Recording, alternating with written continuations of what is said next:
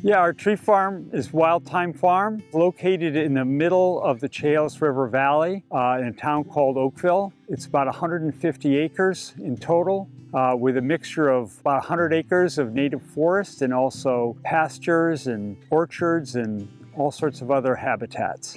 The three brothers came here back in 1987 just looking for land and didn't really have anything picked out ahead of time. And a friend who moved to this area had introduced us to their realtor in a place that we would have never considered living in. But we came across this farm. It was in foreclosure, and it was an incredible amount of property and infrastructure for next to nothing. So we jumped on it. It's in the watershed of Garrett Creek, which is a major tributary to the Chehalis River. We're right at the base of Garrett Creek. And so the water comes off the hillside behind us in various streams, and then it goes right into Garrett Creek, which is in front of us here. But we really go out of our way to enhance and protect our riparian zones, especially the river here, Garrett Creek, which has salmon running through it every year. So we have pretty much any kind of wildlife that you would get in this region. We have elk that come through as herds. The deer are here all the time. Black bears. We've even had cougar wandering across the meadow behind us here, and a lot of the birds. And then our riparian habitats are full of river otter, beaver, and all the critters that live in that water system there. So we have an extended family here, and they come up and visit a lot.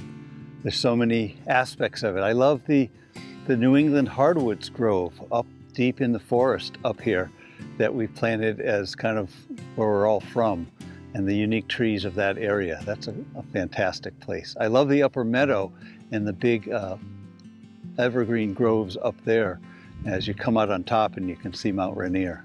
So the income from the farm has always been a challenge because it's not of a scale that is conducive to commercial timber production, but we still do quite a bit of commercial harvest, specifically with hardwoods and alder.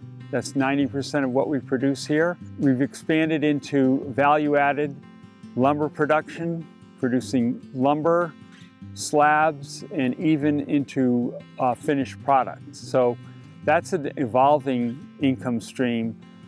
Of course, now it's an active tree farm, and it has had retreats over the years, but it's going to be raising its visibility as a major retreat center for weddings, eco-retreats, corporate meetings. So we've renovated all of the buildings here. They're all upscaled, and so we can have 20 people at a time here staying overnight, enjoying themselves for a whole weekend.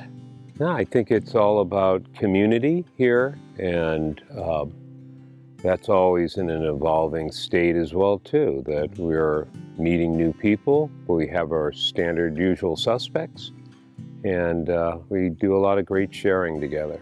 So our biggest challenge here by far has been weather, major storm weather events. In fact, it was December 26, 96. We had a devastating ice storm here which took out a good third of our forest, the alder trees.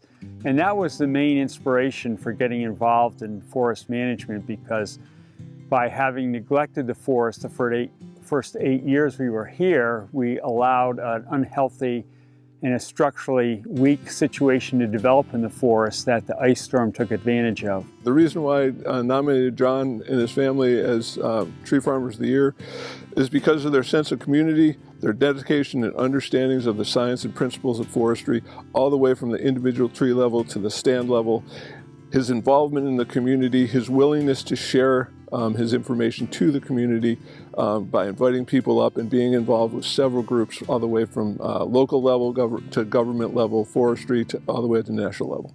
So our legacy plan is still under development. We're not sure whether we'll be able to hand it over to within the family, or whether an organization would be better suited to operating the farm.